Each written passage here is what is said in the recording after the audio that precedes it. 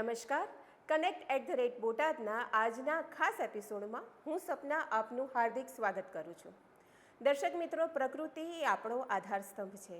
જળ, અગ્નિ, વાયુ, આકાશ અને જમીન એ આપણા પંચમહાભૂત આધારસ્તંભ છે, જેના થકી આપણું જીવન છે. પરંતુ આપણે જ અપનાવેલી અમુક પ્રકારની જીવનશૈલી, અમુક કુટેવો અને આબોહવામાં જે પરિવર્તન થઈ રહ્યા છે, જે પ્રદૂષણનો ફેલાવો થઈ રહ્યો છે, એના કારણે આપણું આ પર્યાવરણ, આપણી આ કુદરત આજે આપણાથી રૂઠી છે, જેના પડકારો આપણે જોઈ રહ્યા છે. તો આજે વિશ્વ પર્યાવરણ દિવસ નિમિત્તે 5મી જૂન નિમિત્તે આપણે ખાસ સ્ટુડિયોમાં બોલાવ્યા છે ભાર્ગવ બ્રહ્મભટ્ટને. તો ચાલો એમની સાથે મુલાકાત કરી અને ચર્ચા કરીએ કે વિશ્વ પર્યાવરણ દિવસ કેમ ઉજવવામાં આવે છે, પર્યાવરણના જતન અને સંરક્ષણ માટે કેવા પગલાં લઈ શકાય એની ચર્ચા કરીએ.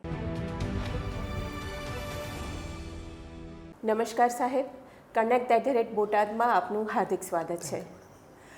દર્શક મિત્રો, આપ જાણો છો તેમ આજે 5મી જૂન છે અને આપણે વિશ્વ પર્યાવરણ દિવસની ઉજવણી કરી રહ્યા છીએ. ત્યારે વિશ્વ પર્યાવરણ દિવસ ઉજવવા પાછળનો મુખ્ય હેતુ શું છે સાહેબ? વિશ્વ પર્યાવરણ દિવસની ઉજવણીની શરૂઆત એકચ્યુઅલી 1972ની અંદર યુનાઇટેડ નેશન્સ કોન્ફરન્સ થઈ, એના અંદર નિર્ણય લેવામાં આવ્યો. ત્યારબાદ 1973થી દર વર્ષે આ 5 જૂનના દિવસે વિશ્વ પર્યાવરણ દિવસ ઉજવવાનું નક્કી થયું.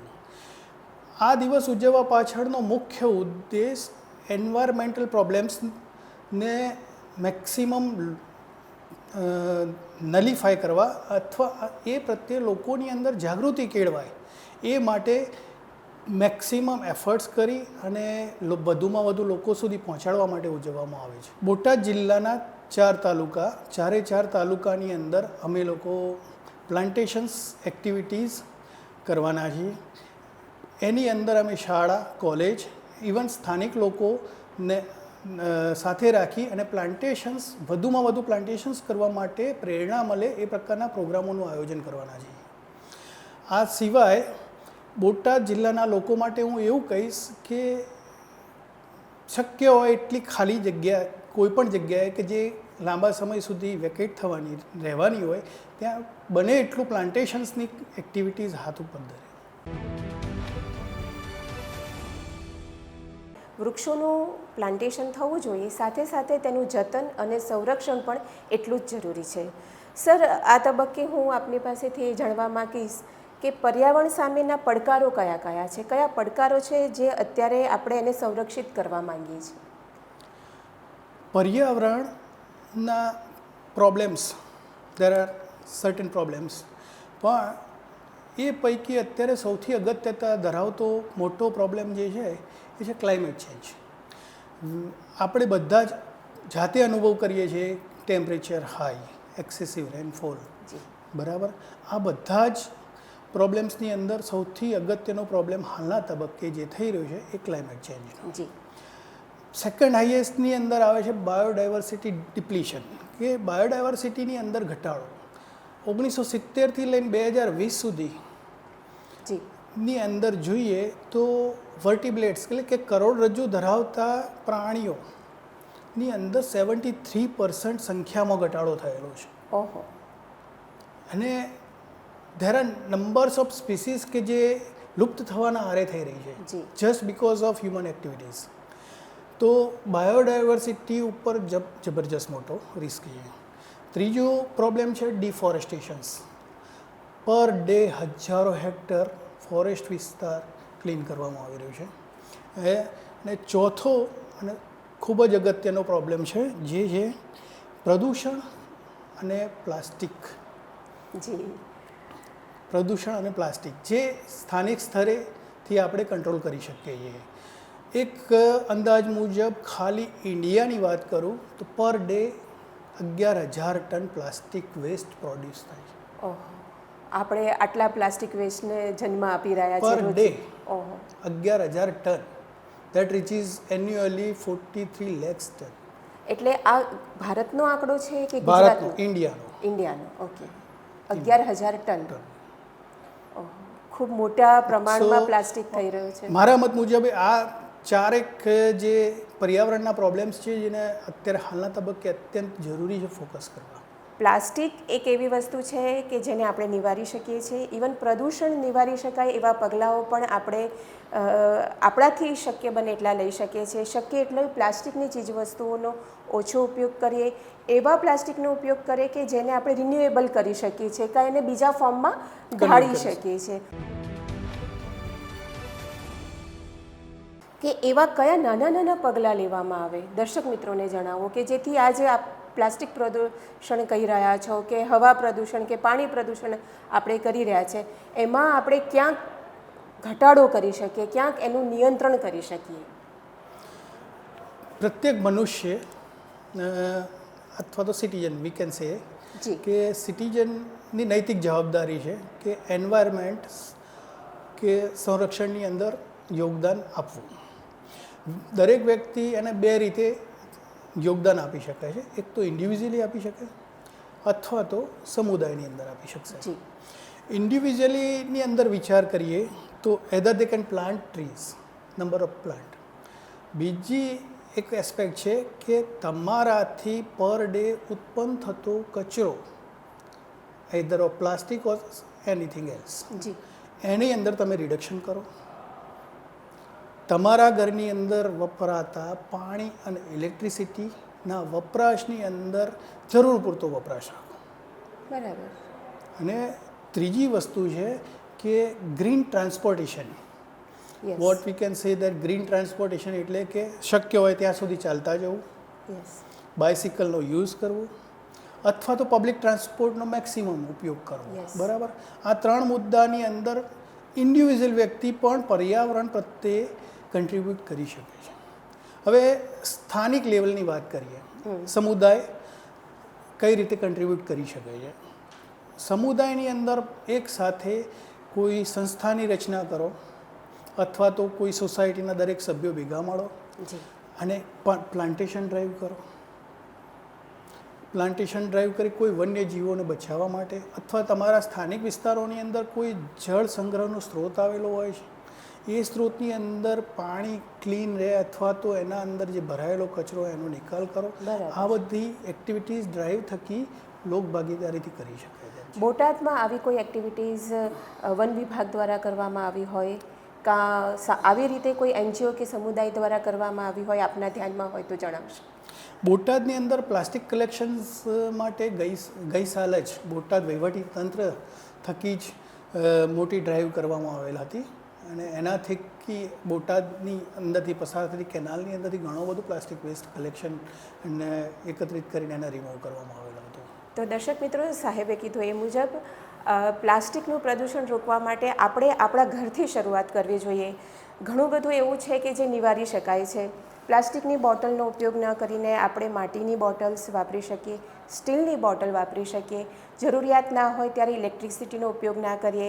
હમણાં જ વિશ્વ સાયકલ દિવસ ગયો, સાયકલને અપનાવીએ જેથી કરીને આપણે પ્રદૂષણમાં થોડો ઘટાડો કરી શકીએ. નાના નાના પગલાં પણ આપણને આપણી પૃથ્વીને, આપણા વાતાવરણને અને આપણી પ્રકૃતિને બચાવવામાં મદદરૂપ કરશે. ચાલો આપણે એમની પાસેથી જાણીએ કે બોટાદ જિલ્લામાં વન વિસ્તાર વધારવા માટે અને પર્યાવરણના સંરક્ષણ માટે કેવા પગલાઓ હાથ ધરાઈ રહ્યા છે. સામાજિક વનીકરણ વિભાગ બોટાદ હસ્તકની 4 તાલુકાની અંદર 4 નર્સરીઝ આવેલી છે. આ નર્સરીઝની અંદર અમે અલગ ખાતાકીય નર્સરી છે, ડીસીપી નર્સરી છે, ઇવન મહિલા દ્વારા રોપાઓનું ઉત્પાદન કરી ગત વર્ષે અમે 13.5 લાખ રોપાઓનું ઉછેર્યા પછી લોકોની અંદર ડિસ્ટ્રીબ્યુશન કર્યું. આ વર્ષે આ જ નર્સરીઓની અંદર અમે 19 લાખ સુધીના રોપાનો ઉછેર કરવાના છીએ અને એ રોપાનો ઉપયોગ પ્લાન્ટેશન અર્થે તેમજ લોકોની અંદર વિતરણ કરવા અર્થે કરવાના છીએ. વાત કરીએ વાવેતરની તો ગત વર્ષ અમે 80 હેક્ટરની અંદર વાવેતર કર્યું બોટાદ જિલ્લાની અંદર. અને સામાજિક વિભાગની જુદી જુદી પ્લાન્ટેશન સ્કીમ મોડલ્સ છે કે જેમ કે પર્યાવરણ છે, હરિયાળું ગ્રામ છે, વન કવચ છે અને આ બધી યોજનાઓ તળે વન વિભાગ થકી પ્લાન્ટેશન્સ કરવામાં આવે છે. આ યોજનાની અંદર ગત વર્ષે અમે 80 હેક્ટર કર્યું, ચાલુ વર્ષે અમે લગભગ 62 હેક્ટર પ્લાન્ટેશન્સ કરવાના છીએ. અને એના અંદર ગઈ સાલે અમે લગભગ એક 1.5 લાખ રોપાનું વાવેતર કર્યું. ચાલુ વર્ષે પણ 1.5 લાખ કરતાં વધુ રોપાનું વાવેતર કરવાના છે. આમ બોટાદ જિલ્લાની અંદર ફોરેસ્ટ એરિયા સિવાયના એરિયાની અંદર મેક્સિમમ પ્લાન્ટેશન થાય અને એનું જતન થાય એ અર્થે સામાજિક વનીકરણ વિભાગ બોટાદ દ્વારા કામગીરી કરવામાં આવી રહી છે. કે ચાલુ વર્ષમાં 62 હેક્ટર જમીનમાં આપ પ્લાન્ટેશન કરવાના છો, તો જમીનની પસંદગી કેવી રીતે કરવામાં આવે છે અને શું કોઈ જમીન પસંદગી વખતે કોઈ પ્રશ્નો ઉદ્ભવે છે એ અંગે અમને થોડું માર્ગદર્શન આપશો. સામાજિક વનીકરણની અંદર અલગ અલગ પ્રકારની યોજનાઓ છે.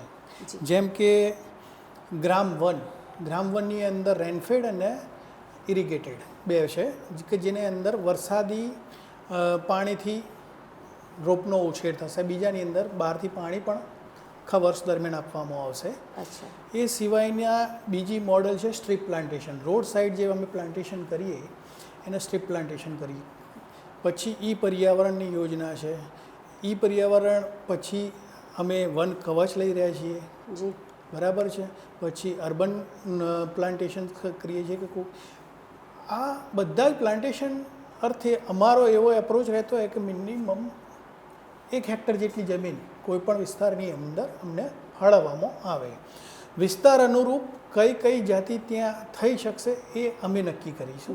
સ્થાનિક સ્ટાફ અમારો સ્થળ જોવે, સ્થળ જોયા પછી નક્કી કરે કે ભાઈ અહીંયા પ્લાન્ટેશન કરી શકાય છે. એ ગામના સરપંચ પાસેથી ઠરાવ મેળવવામાં આવે. પછી એના અંદર પ્લાન્ટેશનની કામગીરી તે અમારા દ્વારા પહેલાં એની અંદર ફેન્સિંગ કરવી છે, ખાડા કરવા છે. પ્લાન્ટેશનનો સમય આવે પછી એને વોટરિંગ, પ્રોટેક્શન બધી એક્ટિવિટીઝ હાથ ધરવામાં આવતી હોય છે. એટલે કે આ જમીન જે હોય છે વન વિભાગની નથી હોતી, પરંતુ આપણે જનભાગીદારીથી આ જમીન પર કામ કરીએ છીએ. સામાજિક વનીકરણની અંદર જે પણ જમીનની અંદર વાવેતર કરવામાં આવે છે એ જમીન વન વિભાગની હોતી નથી. હવે આ જમીનની લેતા સમયે અમે ઘણી વખત સરપંચશ્રી ઘણી વખત દાખલા આપીને અમને જમીન અલોટ કરતા હોય છે, પણ જ્યારે પ્લાન્ટેશન્સ કરવા બાદની તૈયારી આરંભીએ ત્યારે સ્થાનિક લોકોનો કંઈક અંશે વિરોધ થતો હોય.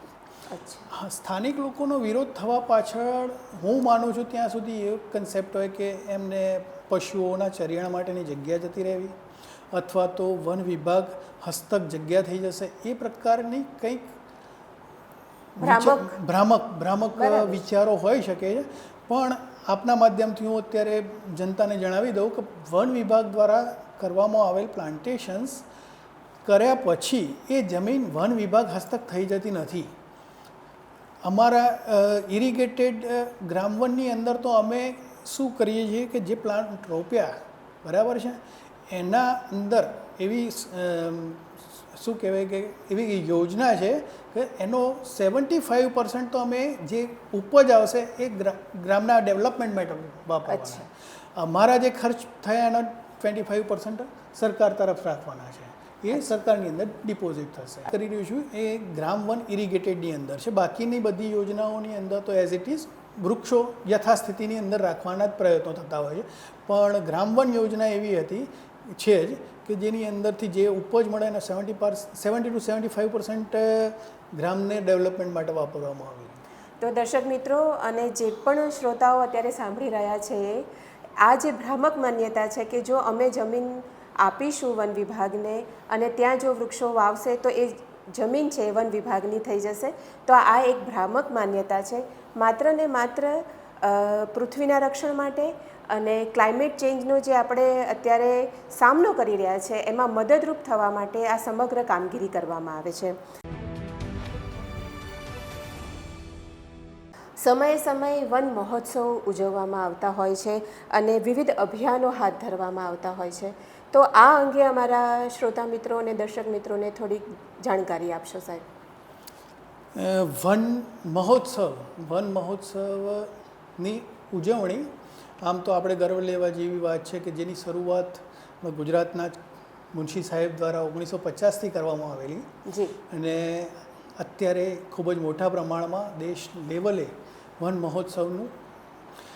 મહોત્સવની ઉજવણી આપણે ચોમાસાની સિઝનમાં જી કરતા હોઈએ છીએ. ચોમાસાના 4 મહિનાની અંદર અનુકૂળ ડેટ પ્રમાણે એક અઠવાડિયાની અંદર વન મહોત્સવની ઉજવણી કરવામાં આવે છે. આ વન મહોત્સવની ઉજવણી કરવા અર્થે જિલ્લા કક્ષાએ, તાલુકા કક્ષાએ અને ગ્રામ્ય કક્ષાએ એમ 3 લેવલ ઉપર અમારા દ્વારા જુદા જુદા પ્રોગ્રામોનું આયોજન કરવામાં આવ્યું. જિલ્લા કક્ષાએ મેક્સિમમ લોકો એકત્રિત થાય, મેક્સિમમ લોકોના વૃક્ષારોપણ પ્રત્યે, પર્યાવરણ પ્રત્યે સેન્સિટિવિટી જાગૃત થાય, જી એ પ્રકારના પ્રોગ્રામોનું આયોજન કરવામાં આવે છે. સેમ વસ્તુ તાલુકા લેવલે. આ વન મહોત્સવ દરમિયાન સાયકલ રેલી, બાઇક રેલી, ચિત્ર સ્પર્ધા, વક્તૃત્વ સ્પર્ધા, આ પ્રકારના કાર્યક્રમો, જનજાગૃતિના કાર્યક્રમો પણ કરવામાં આવે છે. અને પ્લાન્ટેશન્સ, જે પદાધિકારીઓ હોય એમના હસ્તકથી પ્રતિકરૂપ પ્લાન્ટેશન્સની એક્ટિવિટી કરાવ્યા બાદ મેક્સિમમ લોકોને રોપા વિતરણ વિનામૂલ્યે કરવામાં આવે છે. એની સાથે સાથે અમારા વન વિભાગ દ્વારા વૃક્ષ રથ કરી ગામે ગામ રોપાનું વિતરણ કરવામાં આવે છે, જેથી લોકો પોતાના ઘર આગળ, પોતાની વાડીમાં કે અન્ય કોઈ વિસ્તારની અંદર વૃક્ષારોપણને પ્રાધાન્ય મળે. મુખ્યત્વે આ વૃક્ષો કયા હોય છે? આજે આપે કીધું કે વૃક્ષ રથ ગામડે ગામડે ફરે છે, તો કયા પ્રકારના વૃક્ષોના રોપા આપવામાં આવે છે? સૌથી અગત્યની વસ્તુ પ્લાન્ટેશન બાબતે તો સ્થાનિક રોપાને પ્રાધાન્ય આપવું. અચ્છા. સ્થાનિક રોપાને પ્રાધાન્ય, એમાં પણ વૃક્ષોને એમાં કેવું છે કે ટ્રીઝ, શ્રબ્સ એન્ડ હર્બ્સ, જી 3 કેટેગરીના. જી હવે ટ્રીઝનું આયુષ્ય વધારે, શ્રબ્સ એવરેજ અને હર્બ્સની અંદર સૌથી ઓછું. અમારા મેક્સિમમ પ્રયત્ન એવા હોય છે ટ્રીઝ, પણ સોશિયલ ફોરેસ્ટ્રીની અંદર અમુક ટાઈમે લોકો ગુલાબ, તુલસી, ઔષધીય, અશ્વગંધા આવા રોપાઓ લેવાનો પણ આગ્રહ રાખતા હોય, તો એ પણ એમની ડિમાન્ડને ધ્યાને રાખવું હોય. એની સાથે સાથે અમારો ઉદ્દેશ એવો થયો મેક્સિમમ વૃક્ષો વવાય. જી તો સ્થાનિક જાતો કે જેવી કે આપણે આંબો, પીપળો, વડ, ખાટી આંબલી, પીપળ, આ બધા વૃક્ષોનું વાવેતર વધુમાં વધુ પ્રમાણે થાય એ બાબતે અમે કાર્યવાહી કરી છે. બ્રહ્મભટ્ટ સાહેબ, દર્શક મિત્રોને જણાવશો કે આબોહવામાં જે પરિવર્તન આવી રહ્યા છે એની સ્થાનિક સ્તરે કેવી અસરો જોવા મળી રહી છે? આબોહવાકીય પરિબળો જનરલી જોવા જઈએ તો એ મોટા એરિયાની અંદર અસર કરતા હોય અને મોટા એરિયાની અંદર એની માપણી પણ થતી હોય છે. જી આબોહવાકીય ઘટકો વિશે વિચારો તો સૌથી પહેલું છે તાપમાન, સેકન્ડ છે પ્રેસિપિટેશન, વરસાદ, થર્ડ છે ભેજનું પ્રમાણ, પછી વિન્ડ વેલોસિટી. આ બધા ફેક્ટર, આ બધા ફેક્ટર્સની અંદર સૌથી અગત્યના 2 ફેક્ટર હું માની રહ્યો છું બોટાદ માટે, કે છેલ્લા વર્ષની અંદર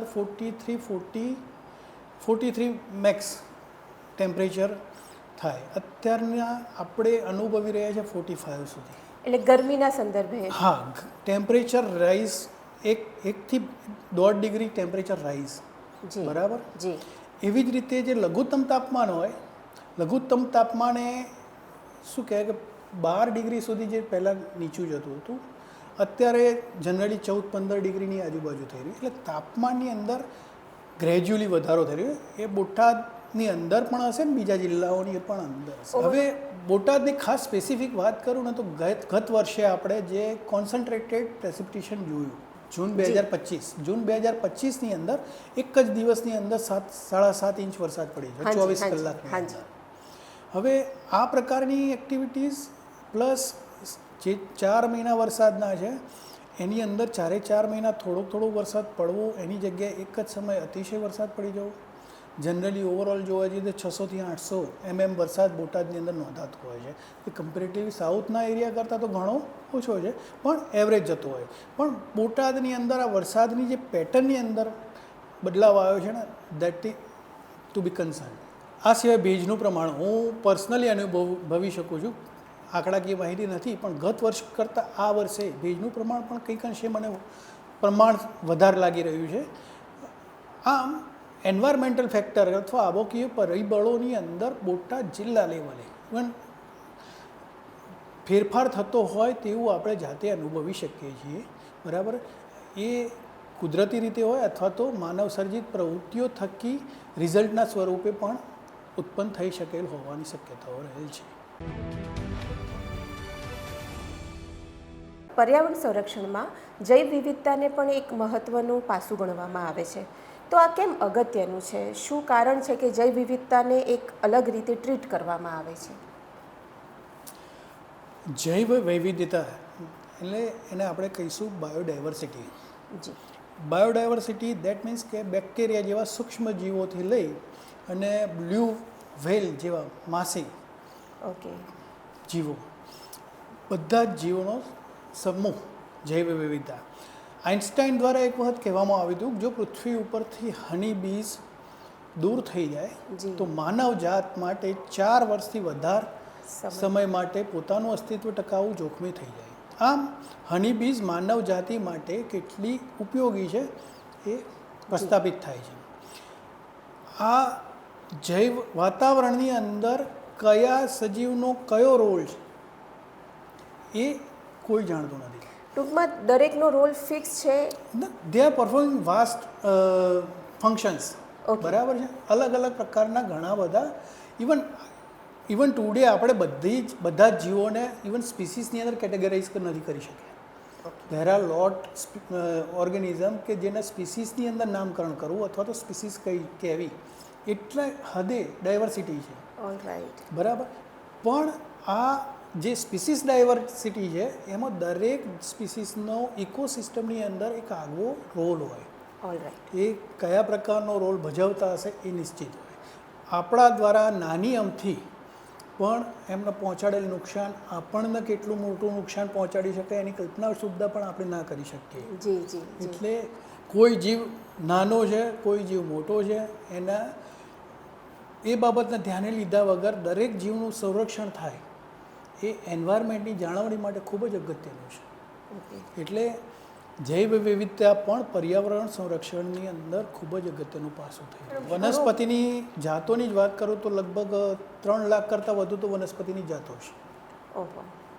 અને એનિમલ્સની વાત કરીએ તો 2.5 મિલિયન, 1 મિલિયન એટલે 10 લાખ જાત. સ્પીસીસની વાત કરું, સંખ્યાની વાત નથી, જાતોની વાત છે. માત્ર પ્રકાર છે આટલા તો. અને આના કરતાં વિશેષ તો હજી નોટિફિકેશન કે આપણે આઈડેન્ટિફાય નથી કરી શક્યા એવું, જેને આપણે સમજી જ નથી શક્યા. ઓકે, એ બધું પણ પર્યાવરણ સાથે સંકળાયેલું છે. એટલે એનું આ બધાનું જ સંરક્ષણ એ જૈવ વિવિધતાના સંરક્ષણમાં આવી જાય છે. વન્યજીવો જ્યાં રહે છે એમના રહેઠાણ અને અન્ય એમની જે લગતી પ્રવૃત્તિ હોય એના સંરક્ષણ માટે કેવા પ્રકારના પગલાં લેવામાં આવે છે? પર્યાવરણ સંરક્ષણની અંદર વન્યજીવ સંરક્ષણ પણ એક ખૂબ જ અગત્યનો ભાગ છે. વન્યજીવોના સંરક્ષણ અર્થે સૌથી અગત્યની વસ્તુ છે કે એમને યોગ્ય રહેઠાણ મળી રહેવું. જી. હવે વન્યજીવ જનરલી માનવ સમુદાયથી અલગ જ વિસ્તારોમાં રહેવાનું પસંદ કરતા હોય, તો આવા વિસ્તારોને આપણે નોટિફાય અથવા તો એરિયા ફિક્સ કરીએ, એના અંદર અલગ અલગ પ્રકારના પ્રોટેક્શન્સ આપીએ. આ વિસ્તારો પૈકીની અંદર એ અવર જવર અર્થે જે કોરિડોર્સ આવેલા હોય એ કોરિડોર્સની જાળવણી કરીએ. પ્લસ કોઈ વિસ્તારની અંદર ખરાબ થઈ ગયો, બરાબર, અથવા તો ડિગ્રેડ થઈ ગયો તો એને પુનઃ જીવંત કરીએ. આ બધા પ્રકારની એક્ટિવિટીઝ જે વન્યજીવના રહેઠાણને યોગ્ય જાળવી રાખવા અર્થે કરવાની થાય. બીજું, વન્યજીવ સંરક્ષણની અંદર કાયદાકીય જોગવાઈ, વાઇલ્ડ લાઈફ પ્રોટેક્શન એક્ટ છે, એના થકી વન્યજીવોને પ્રોટેક્શન પ્રોવાઈડ કરવામાં આવે છે. આ સિવાય ત્રીજો એસ્પેક્ટ છે કે જનજાગૃતિ. સામુદાયિક લેવલે વ્યક્તિઓની અંદર જાગૃતિ લાવવામાં આવે વન જીવ સંરક્ષણ બાબતે. જી. તો પણ વન્ય પ્રાણીઓનું સંરક્ષણ સારી રીતે કરી શકીએ એમ છીએ. હવે દાખલા તરીકે આપણા ત્યાં ગીરની અંદર સિંહ છે, બરાબર છે, ક્યાંક ટાઈગર હોય, એલિફન્ટ હોય, તો આવી અગત્યની સ્પીસીસને તમે કોઈ યોજના તળે જી સ્પેસિફિક પ્રોજેક્ટ્સ એક્ઝિક્યુટ કરો જી જી જી અને એનું સંરક્ષણ સંવર્ધન કરો. જી. આ રીતે વન્ય પ્રાણીઓનું સંવર્ધન અને સંરક્ષણ કરી શકાય છે. કે પ્લાસ્ટિક પ્રદૂષણ એ આપણો સૌથી મોટો પ્રશ્ન છે અત્યારે. તો પ્લાસ્ટિક મુક્તિ અને હરિત જીવનશૈલી એના માટે શું કરી શકાય? પ્લાસ્ટિક મુક્તિ, પ્લાસ્ટિક જનરલી રિસાયકલેબલ અને નોન રિસાયકલેબલ બે પ્રકારના છે.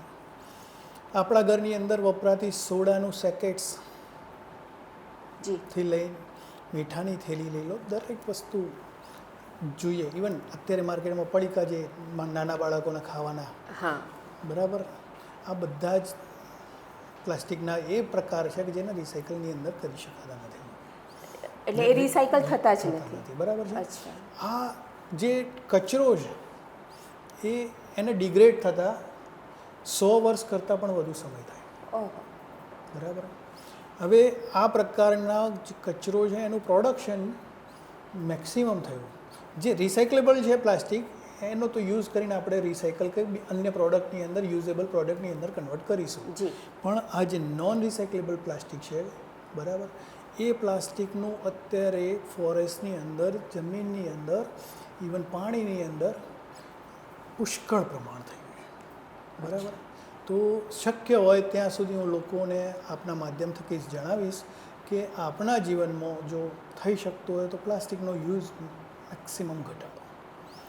એમાં રિસાયકલેબલ નો યુઝ છે તો બરાબર છે, પણ નોન રિસાયકલેબલ જે છે એનો યુઝ તો આપણે બધાએ ખરેખર ઘટાડવો જોઈએ. શું એવી કોઈ સાઇન છે કે સામાન્ય લોકોને ખબર પડે કે આ રિસાયકલેબલ પ્લાસ્ટિક છે કે આ નોન રિસાયકલેબલ પ્લાસ્ટિક છે? જનરલી પોલિથીન્સ બેગ્સના માઇક્રોન્સ ઉપર હોય જે અચ્છા. ઇઝીલી, બરાબર, 120 માઇક્રોન્સ સુધી પ્લાસ્ટિક શું કે રિસાયકલ કરી શકાય. એનાથી ઓછા માઇક્રોન્સની અંદર જાઓ તો એ પછી રિસાયકલેબલ થતું નથી હોતું. પ્લાસ્ટિકની બોટલ્સ છે અમુક, બરાબર છે, એ રિસાયકલેબલ નથી. સાહેબ, વિશ્વ પર્યાવરણ દિવસનો મુખ્ય ઉદ્દેશ્ય છે પર્યાવરણના સંરક્ષણનો. તો યુવાનોમાં આ પ્રત્યે જાગૃતિ આવે, શાળા કોલેજોના વિદ્યાર્થીઓમાં આ અંગે જાગૃતિ આવે, જેના થકી આવનારી પેઢીને લાભ થાય. તો આ માટે કેવા પગલાઓ કા કાર્યક્રમોનું આયોજન કરવામાં આવે છે? પર્યાવરણ સંરક્ષણ પ્રત્યે લોકોની અંદર જાગૃતિ લાવવી એક ખૂબ જ અગત્યની વસ્તુ છે. અને આ પ્રકારની સેન્સિટિવિટી જો આવનારી પેઢીમાં બાળપણથી જ આપવામાં આવશે, જી બરાબર, તો એ દેશ માટે ખૂબ જ મોટો ફાળો રહેશે. એટલા માટે વન વિભાગ તરફથી જિલ્લાની અંદર આવેલી વિવિધ શાળાઓની અંદર ચિત્ર સ્પર્ધાઓ, વક્તૃત્વ સ્પર્ધાઓ, સાયકલ રેલી અને અલગ અલગ પ્રકારના કોમ્પિટિશન્સ કે જે પર્યાવરણ સંરક્ષણ ઓરિએન્ટેડ હોય એ પ્રકારની એક્ટિવિટીઝ બાળકો પાસે કરાવવામાં આવે છે. આ સિવાય જ્યારે અન્ય પ્રોગ્રામની અંદર પણ જેમ કે ચકલી દિવસ છે, ચકલી દિવસે ચકલીના માળાનું વિતરણ થાય. વિશ્વ સિંહ દિવસના કદાચ આપણે ફોટોગ્રાફ્સ જોયા હોય તો મેક્સિમમ બાળકોએ સિંહનું સ્ટ્રક્ચર બનાવ્યું. આમ બાળકોને ઇન્વોલ્વ કરી પર્યાવરણ સંરક્ષણ સંવર્ધન અર્થે એમની જાગૃતિ સેન્સિટિવિટી વધે એ બાબતના પગલાઓ અમારા તરફથી. પ્લાસ્ટિકનો ઉપયોગ ઓછો કરીએ અને શક્ય એટલા વૃક્ષો વાવીને પર્યાવરણનું જતન કરીએ. અહીંયા આપણે હવે વિરામ લેવો પડશે. થેન્ક યુ સો મચ, આપ અમારા સ્ટુડિયોમાં આવ્યા અને અમારા દર્શક મિત્રોને આટલું સુંદર માર્ગદર્શન આપ્યું. Thank you. અત્રે connect@બોટાદની અંદર મને આમંત્રિત કરવા અર્થે હું વહીવટીતંત્ર બોટાદ જિલ્લા A1 માહિતી વિભાગના તમામ અધિકારી કર્મચારીઓનો ખૂબ ખૂબ આભાર વ્યક્ત કરું છું. Thank you. connect@બોટાદમાં આ હતો આજનો વિશ્વ પર્યાવરણ દિવસ પરનો ખાસ એપિસોડ. આવા જ નવા વિષયો સાથે નવા મહેમાન સાથે અને નવી વાતો સાથે ફરીથી મળીશું connect@બોટાદમાં. અમારી યુટ્યુબ ચેનલને લાઇક, શેર અને સબસ્ક્રાઈબ કરવાનું ભૂલતા નહીં. ફરીથી મળીશું, ત્યાં સુધી રજા આપો. નમસ્કાર.